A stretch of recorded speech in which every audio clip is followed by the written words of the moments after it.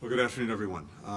It's really wonderful to have my friend, the Foreign Minister, back at the State Department. Jose Manuel, welcome. It's very good to have you. As always, with such a close ally and friend, there is no shortage of important issues that we're tackling together. And the conversation that we had today, not surprisingly, reflected that. We covered a lot of territory together, and let me just share some of the important points. One of the areas we discussed was deepening our cooperation in the Western Hemisphere. Spain has long invested in expanding economic opportunity for people across the region, and is a key partner in supporting implementation of the Los Angeles Declaration on Migration and Protection, which brings a regional approach to promoting safe, orderly, humane, and regular migration. We are grateful for Spain's commitment to work with us on these regional processing centers that we're establishing, which will expand access to people in the Americas who seek safe and legal migration options to come to the United States and potentially to Spain. These innovative centers will allow people to stay in their own countries and determine their eligibility for lawful pathways to the United States, making them less likely to undertake the dangerous and costly journey to the border to seek asylum. And the centers will be a referral point for humanitarian and refugee protections in other countries, including Spain. Spain has already received hundreds of thousands of migrants from Latin America and the Caribbean. It's committed to increase the number of people that it accepts from the region. Madrid recently created an innovative new pathway itself that will work with the private sector to match the skills of people seeking protection with the needs of Spanish businesses. I also thank Jose Manuel for Madrid's unwavering support and partnership with and for Ukraine, as it defends its people and its territory against Russia's brutal war of aggression.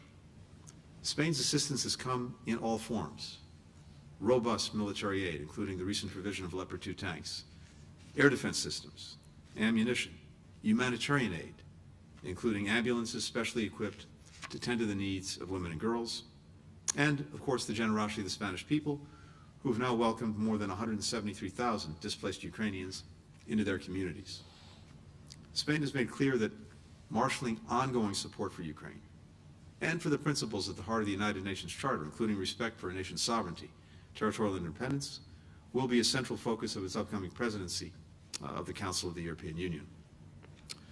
This is just one of the many ways that Spain is demonstrating leadership in rallying allies and partners around our shared interests and shared values. Spain has also played a key role in shaping the strategic concept that we and our allies adopted at the Madrid summit of NATO. That sets out a vision for strengthening transatlantic security in the face of unprecedented challenges. And Madrid has led by example in delivering on the commitments we made in deploying additional troops to bolster NATO's eastern flank, to strengthen the defenses of our alliance. We also discussed how to strengthen our long-standing efforts to defend and promote human rights, and to that end, we're very pleased, as we just did, to welcome Spain to the Global Equality Fund, a partnership between governments and the private sector to support those on the front lines of advancing the human rights of the LGBTQI community and people around the world. With Jose Manuel's signature, Spain becomes now the 18th government to join this effort, which has dedicated over $100 million to civil society organizations and human rights defenders in more than 100 countries. Every year, that support takes the form of training and tools that make local advocates safer and more effective, and emergency assistance and legal aid to human rights defenders and LGBTQI+ persons who face violence and abuse because of who they are, who they love, or what they do. Our efforts are helping to change the views of individuals and communities and chipping away at enduring prejudice and abuse. We will be even stronger with Spain as a partner.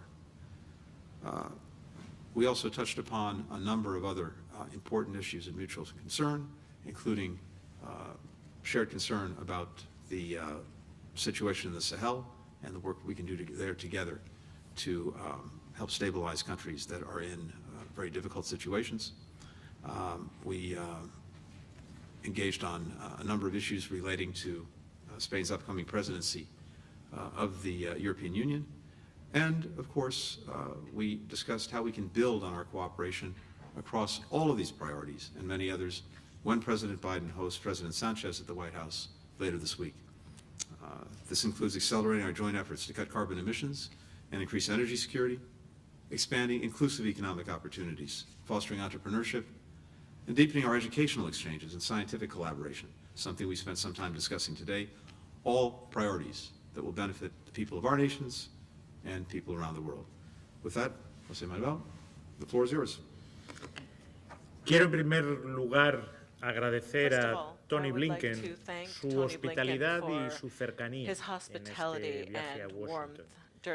El secretario de Estado es un buen amigo con el que ya he mantenido varios encuentros y siempre han sido encuentros muy fructíferos para la relación entre nuestros dos países.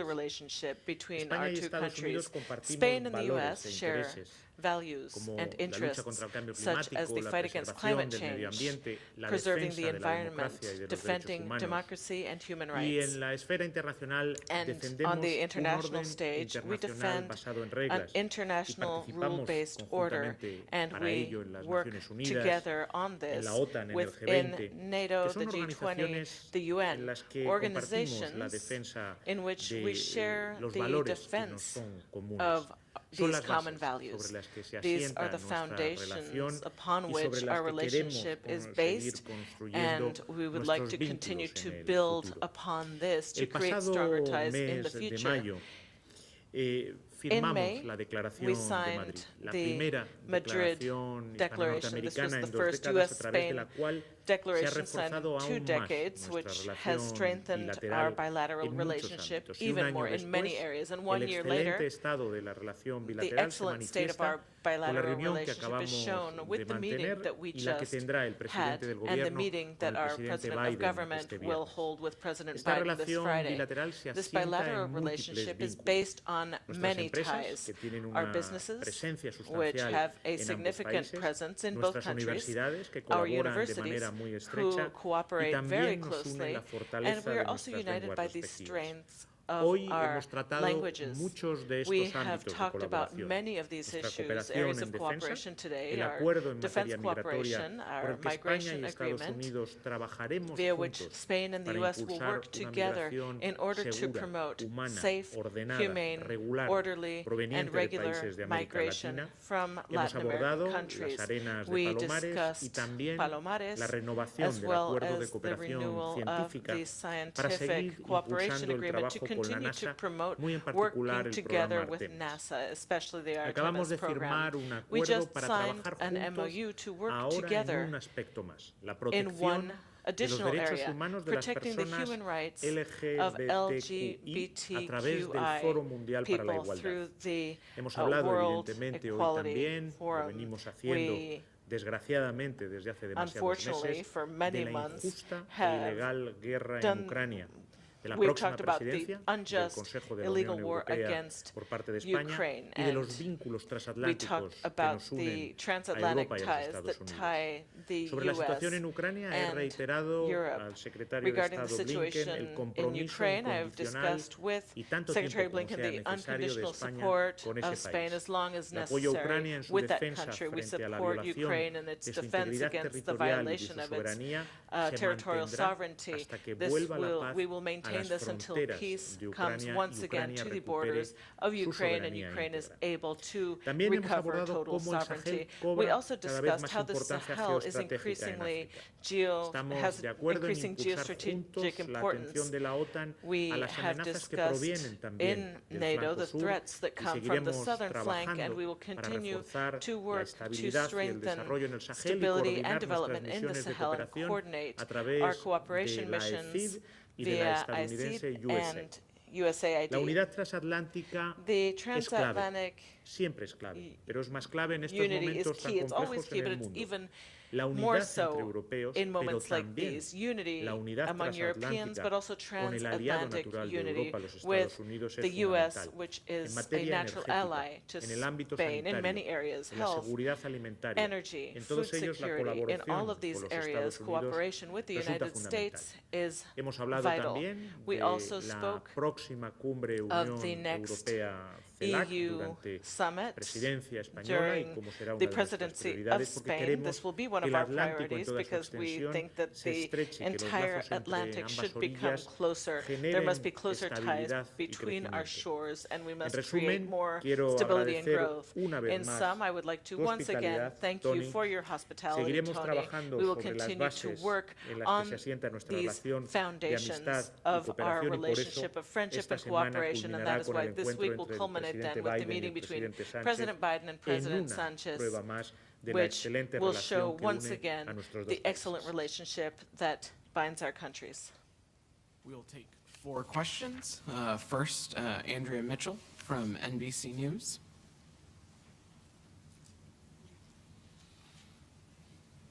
Thank you, Mr. Foreign Minister, Mr. Secretary. Thank you very much. Mr. Secretary, as you know, China is the largest holder of U.S. debt.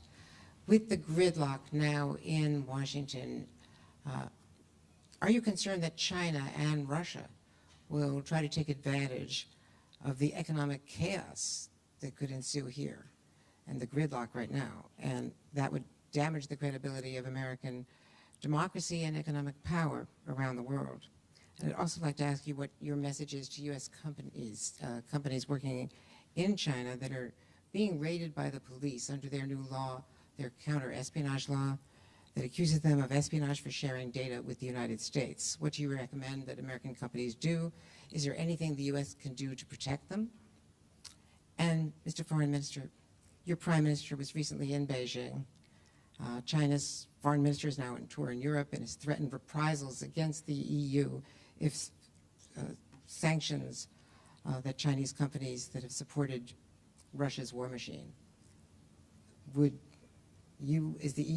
the EU punish Chinese companies and retaliate against them, despite the risk that China will have reprisals against the EU? Thank you both very much. Thanks very much, Andrea. On the debt ceiling, I'm not going to get ahead of the White House and our colleagues there. I think as a general proposition, it's proven time and again to be a bad bet to bet against the United States. But I'm not going to get ahead of the conversations that are going on now.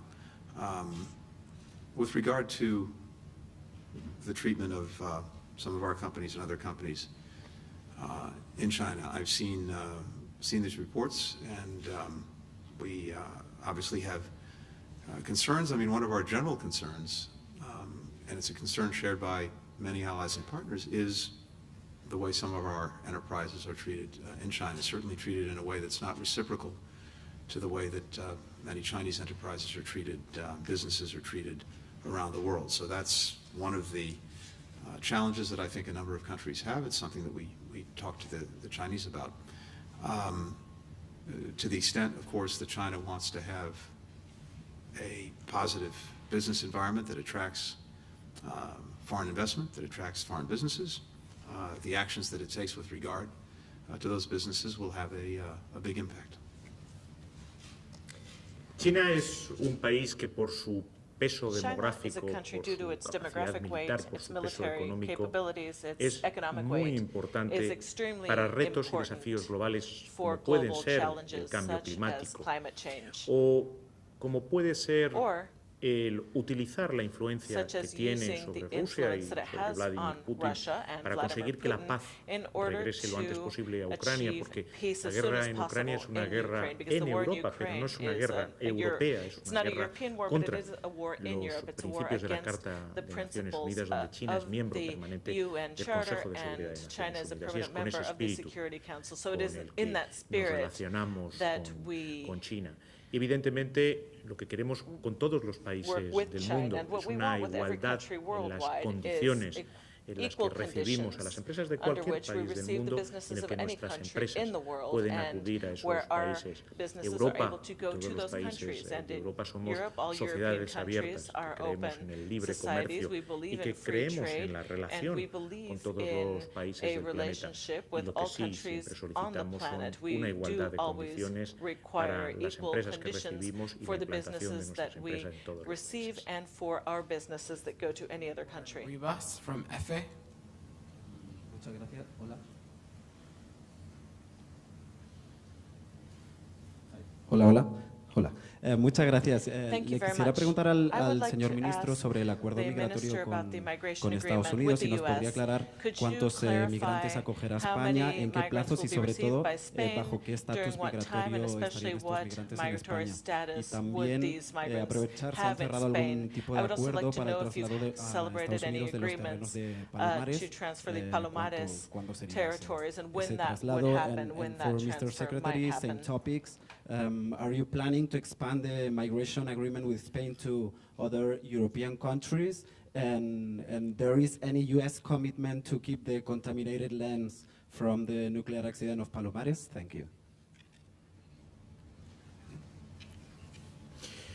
Sobre el acuerdo migratorio, lo que son en sí los detalles del acuerdo, tanto el Ministerio del Interior como el Ministerio de Inclusión, que son los dos ministerios encargados de lo que es el despliegue y la ejecución del acuerdo en sí, darán todos los detalles. Lo que sí quiero señalarle es que este acuerdo responde a una visión compartida de un fenómeno muy complejo como es el fenómeno migratorio. Y hay, por un lado, la necesidad de ofrecer protección a aquellas personas que por distintos motivos pueden necesitar de nuestra protección, del refugio y el asilo en cada uno de nuestros países. Y, en segundo lugar, también el hecho de poder mostrar que la inmigración irregular, la inmigración que pone en riesgo tantas vidas inocentes, de personas que lo único que quieren es legítimamente mejorar en su vida, pero escogen el camino equivocado, no es la única vía existente. Que existe también la migración segura, ordenada, humana, regular. Y cuando todos nosotros tenemos en nuestros mercados de trabajo necesidades para encontrar mano de obra en sectores muy determinados, también queremos mostrar, lo estamos haciendo ya con otros países a través de programas de migración circular, que esa vía de inmigración regular, ordenada, segura, existe. Y es al final el mejor instrumento para desincentivar la inmigración irregular. Y, por supuesto, siempre se encontrará España entre los países que se sumarán a cualquier iniciativa que pueda ayudar a nuestros hermanos latinoamericanos con los que compartimos tantas cosas y que ya viven, muchos de ellos, perfectamente integrados en España y coadyuvan a nuestro desarrollo económico y a nuestra prosperidad. Hemos abordado, lo decía en mis palabras, el asunto de las arenas en Palomares. Constato la voluntad por ambas partes. Es un asunto complejo desde un punto de vista técnico. Hace ya casi 60 años que dura este asunto y hay todavía una serie de aspectos técnicos que hay que resolver y que hay que explicitar antes de tomar las decisiones. Thank you. With regard to the regional processing centers, these are centers that give would-be migrants the opportunity to stay in their own countries and to determine whether they have a legal pathway to come to the United States or to Spain, because Spain is participating in this process, and Canada has also indicated its interest in participating. That means that, again, would-be migrant can stay in their own country, go to one of these centers, and find out whether they qualify for a legal pathway, including, as Jose Manuel laid out so clearly,